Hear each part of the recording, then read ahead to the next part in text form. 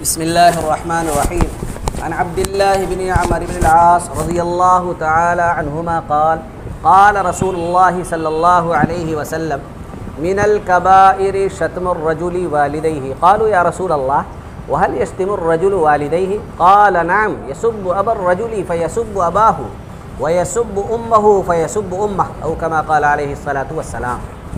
एक मुख्तसर हदीस पाक पढ़ी गई है। यह हदीस इमाम बुखारी और इमाम मुस्लिम ने अपनी अपनी किताबों में नकल फरमाई है। इस हदीस को बयान करने वाले बहुत मशहूर सहाबी हैं, बहुत ज़्यादा इबादत किया करते थे। वो सहाबी हज़रत अब्दुल्लाह इब्न अमर इब्न अल-आस रज़ियल्लाहु तआला अन्हुमा। इनके वालिद हज़रत अमर इब्न अल-आस वो शख्स हैं जिन्होंने मिस्र फ़तह किया था अपने ज़माने में, हज़रत उमर इब्न ख़त्ताब रज़ियल्लाहु तआला अन्हु के ज़माने। ये नकल करते हैं कि अल्लाह के रसूल सल्लल्लाहु अलैहि वसल्लम ने इरशाद फरमाया मिनल कबाइर शत्मुर रजुली वालिदै, कि आदमी का अपने माँ बाप को गाली देना बड़े गुनाहों में से। कोई आदमी अपने माँ बाप को गाली दे तो ये बड़ा गुनाह है। ये छोटा गुनाह नहीं बल्कि बड़ा गुनाह। गुनाह दो तरह के, एक गुनाह वो है जो छोटा होता है, दूसरा गुनाह वो होता है जो बड़ा गुनाह होता है। छोटा गुनाह जो होता है नेकियों की बरकत से खुद ब खुद ख़त्म हो जाता है। इंसान नेक काम करता रहता है, कुरान पढ़ रहा है, फ़र्ज़ नमाज़ पढ़ रहा है, तरह तरह की नेकियां करता रहता है, तो छोटे गुनाह उन नेकियों की बरकत से ख़त्म हो जाते हैं। और जो बड़े गुनाह हैं वो ख़त्म नहीं होते हैं, बल्कि उनके लिए बाकायदा तौबा करना पड़ता है। अगर इंसान का कोई हक़ वाबस्ता हो गया तो उस इंसान से माफ़ी मांगनी पड़ेगी और फिर अल्लाह तबारक व तआला से भी माफ़ी मांगना ज़रूरी है, तब जा कर के बड़े गुनाह माफ़ होते हैं। तो अपने माँ बाप को गाली देना ये बड़े गुनाहों में से, यानी तौबा के बग़ैर ये गुनाह माफ़ नहीं होगा। जब तक अल्लाह तबारक व तआला से माफ़ी नहीं मांगेंगे, सच्चे दिल से सच्ची पक्की तौबा नहीं करेंगे, तब तक ये गुनाह माफ़ नहीं होगा। अब सवाल ये पैदा होता है कि क्या कोई आदमी अपने माँ बाप को भी गाली दे सकता है? तो सहाबा नेक थे, अच्छी तबीयत के, अच्छे मिजाज के मालिक थे, वो गुनाह के काम नहीं किया करते थे। कभी शाज़ नादिर इंसान थे, इसलिए कभी कभी कोई गुनाह हो जाता था, वरना वो गुनाहों की आदत नहीं थी उनके अंदर। जैसे हमारे ज़माने में लोगों को गुनाहों की आदत हो गई है, ऐसे सहाबा किराम नहीं थे। बाई चांस अगर कभी उनसे गुनाह हो गया तो बहुत परेशान हो जाते थे और उस वक़्त तक चैन नहीं मिलता था जब तक कि उनको इत्मीनान नहीं हो जाता था कि अल्लाह तबारक व तआला ने हमें माफ़ नहीं किया। लेकिन हमारे ज़माने में लोग गुनाह करते रहते हैं और कोई परेशानी, कोई बेचैनी उनको होती ही नहीं, बल्कि गुनाह ना करें तो बेचैनी और परेशानी होती है। अजीब व गरीब मसला है, सारा मामला उलट गया। तो अब हम अपने ज़माने में देखें कि सहाबे किराम ने पूछा कि वह हल यश्तिमुर रजुलु वालिदै, क्या कोई आदमी अपने माँ बाप को भी गाली दे सकता है? लेकिन अगर हम अपने ज़माने में और अपने बच्चे, नौजवान, बूढ़े सबकी लैंग्वेज को अगर देखें, इनकी ज़ुबान को देखें, तो इनकी ज़ुबान इतनी गंदी हो चुकी है, इतनी गंदी हो चुकी कि छोटे छोटे बच्चे जो है ना वो भी माँ बाप को गाली दे रहे होते। कैसे? चुनांचे आप किसी भी मोहल्ले में दिन में गुजरते रहें, किसी भी गली से गुजर जाए, मुसलमानों की गली होनी चाहिए, उस गली से गुजर जाएं, देखिएगा अगर कोई किसी पर गुस्सा हो रहा होगा ना, चाहे छोटा बच्चा हो चाहे बड़ा हो, तो सीधा क्या कहेगा? तेरी माँ का और तेरी बहन का।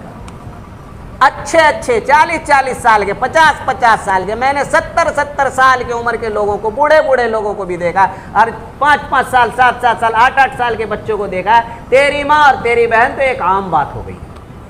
ज़रा सोचे कह क्या रहे? माँ कौन होती है ये हम नहीं जानते। हर मुसलमान जानता है कि माँ के पैरों के नीचे जन्नत है, माँ के पैरों के नीचे जन्नत है, और जिसके पैरों के नीचे जन्नत हो उसे गाली देना चाहिए? ज़रा सोचे इंसान, कैसी तरबियत हम करते हैं अपने बच्चों की कि हमारा बच्चा पैदा होते ही माँ को गाली देना शुरू कर देता, और हम सुनते रहते हैं और कोई फिक्र भी नहीं, हम सोचते भी नहीं, हमारे कानों पर जूं तक नहीं रेंगती, माथे पर बल तक नहीं आता कि बच्चे ने कैसी ख़राब गाली दे दी।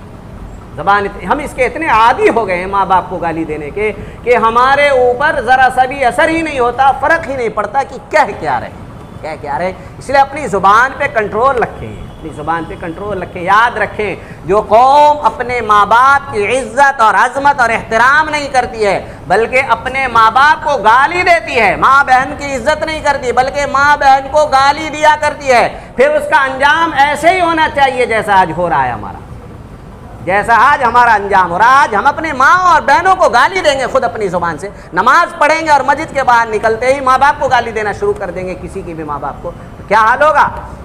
क्या हमारे ऊपर अजाब नहीं आएगा? क्या हमारे ऊपर दुश्मन मुसल्लत नहीं होगा? क्या हमारे लिए जिल्लत और रुसवाई नहीं होगी?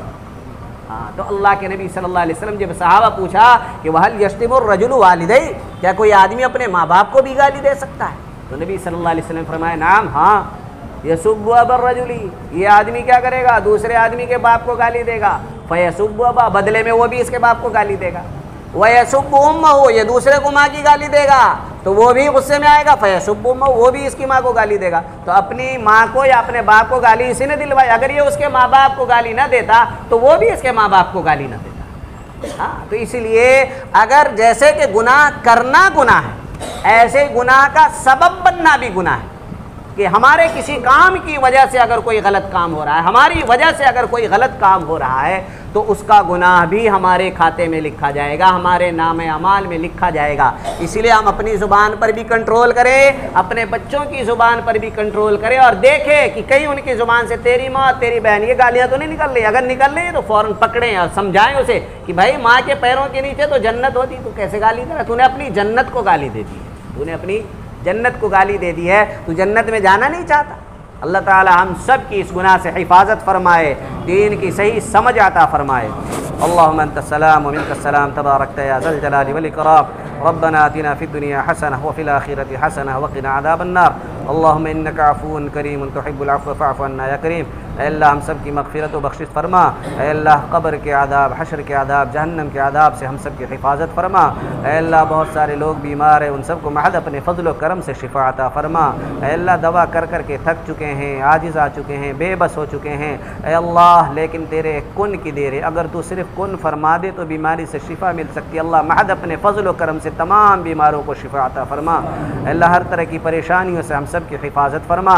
अल्लाह अच्छे अमाल करने की तौफ़ीक़ अता फरमा, बुरे अमाल की नफ़रत हमारे दिलों में पैदा फरमा। अल्लाह हमारी तमाम दुआओं को अपने फ़ज़्ल व करम, नबी करीम सल्लल्लाहु अलैहि वसल्लम और कुरान करीम के सदक़े में कबूल व मंजूर फरमा। व सल्लल्लाहु तआला अला खैरि ख़ल्क़िही मुहम्मदिन व आलिहि व अस्हाबिही अजमईन बिरहमतिका या रहमान।